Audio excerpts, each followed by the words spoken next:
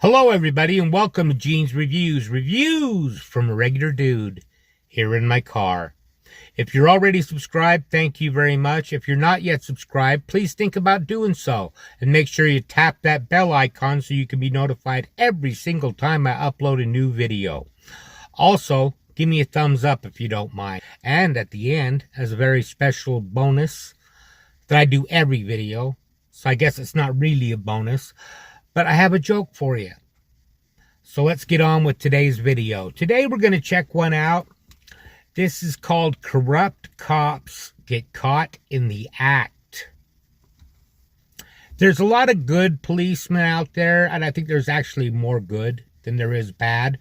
But there are them bad ones out there too, so let's check this out. How you doing, sir? How you doing, man? You have your driver's license vehicle information on you?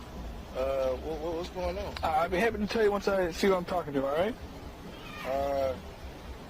I need you to let me know, like, what's going on. Like, what happened? Like I said, I'd be happy to tell you once I see information. I'm not giving you my information until you tell me what you pulled me over for. In Michigan, a police officer demands a driver's ID. When he asks what he did wrong, the cop loses it. Failure to give me my information? I've always, every time I've been pulled over, they always say, "Excuse me, sir, do you know why I stopped you?" And then they tell you why. I know what you pulling me over for. I'm going to tell you once I see information, all right? I got information, but I'm not giving you my information until you tell me what you pulled me over for. Here's the deal. Either give me your ID or you go to jail. Detail 5 radio. I'll be on stop, entrance to the parks. You send me another car as an uncooperative occupant. My tag's expired and my lights off. I'd be happy to tell you, sir. Then tell me. Because to be honest with you, I have a right to remain silent, right? So I could just sit here and ignore you.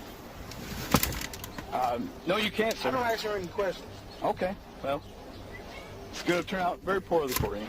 It's fine, but you're not telling me what's going on, and that ain't right. I'm going to tell you what the deal is. You're probably suspended, so you don't want to give me your license. Here's the deal. For all I know, you could be trying to kill me right now.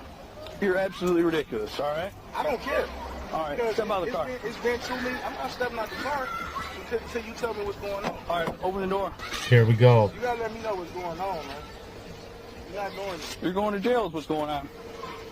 For what? For what? Yeah. What charges? On what charges? Wow.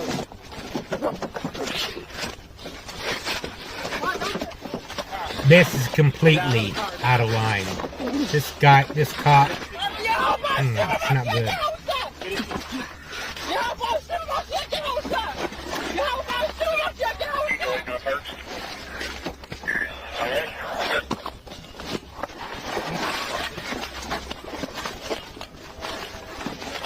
Get out of the car, man. Get out of the car. Get out of the car. Get out of the car. Let me get out of the car. Okay, get out.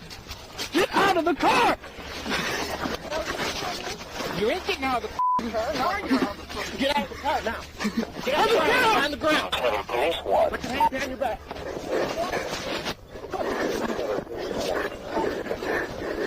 All this and all that cop had to do was tell him why he pulled him over. I don't know if it's a law or not, but it's just courtesy, you know.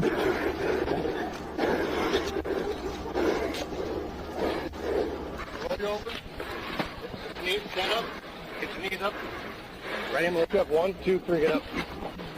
Come on, right back here. This is yet another example of how law enforcement will escalate a situation that does not need escalating. A timeless example of police brutality. Here's the backstory. Taylor Police Department officers stopped a car driven by Calvin Jones, who was traveling with his wife and a boy.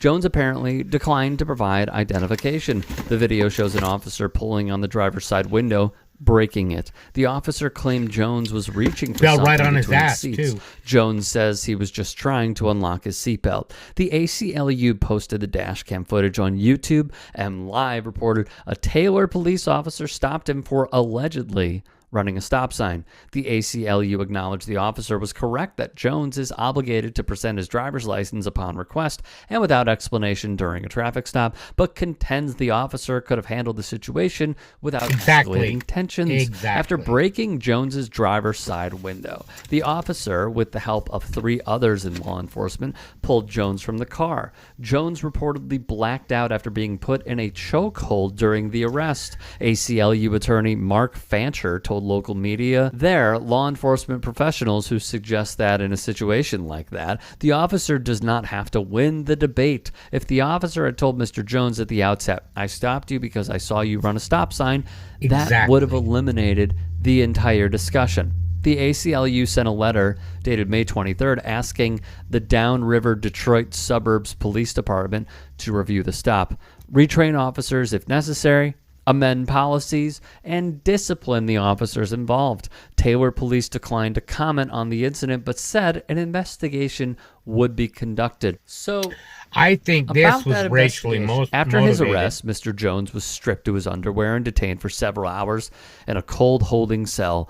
These events began when Jones demanded an explanation for the stop, wrote the ACLU. In May 2017, we filed an internal affairs complaint against the officers involved and publicly released the footage. In August, the internal affairs complaint concluded with no finding of fault on the part of the officers, but the department revised its policies to require its police officers to advise all drivers they pull over of the basis for the stop. To be clear, the police investigated themselves and found no wrongdoing during this stop. Wow. Now, this occurred in 2016. However, in October 2021, the ACLU filed a complaint with the Department of Justice, urging them to investigate the Taylor Police Department. The filing references 20 incidents of violence by TPD officers, many of which raise concerns about the possibility of racial bias. A federal investigation is necessary to spur fundamental changes concerning the police department's culture and personnel, as well as the adoption of much needed policing reforms.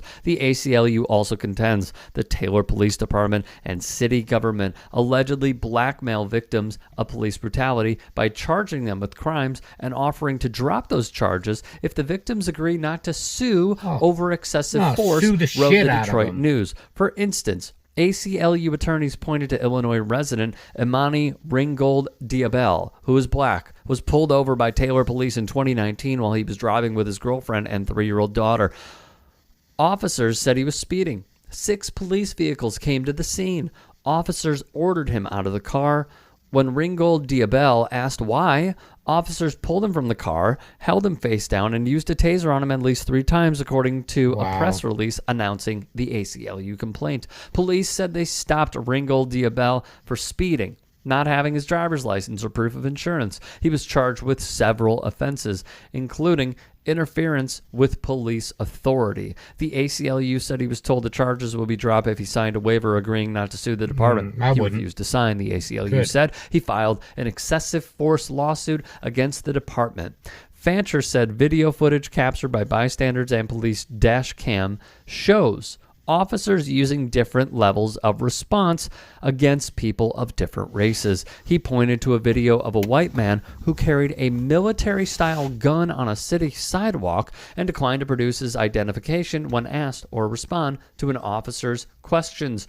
Officers were obsequious and extremely deferential to the man during that encounter, Fancher said. Contrast that with the treatment of Calvin Jones, who we showed previously.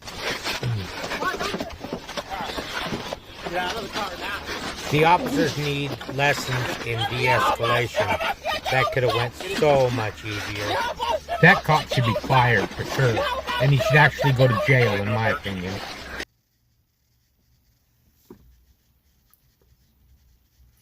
Well, that was crazy. Like I said, there's a lot of good cops out there, but there's still the bad ones, and there's always going to be. Let me know what you thought of that in the comments down below. Now it's time for a joke. I tried donating blood today. Never again. Too many questions. Whose blood is it? Where did it come from? Why is it in a bucket?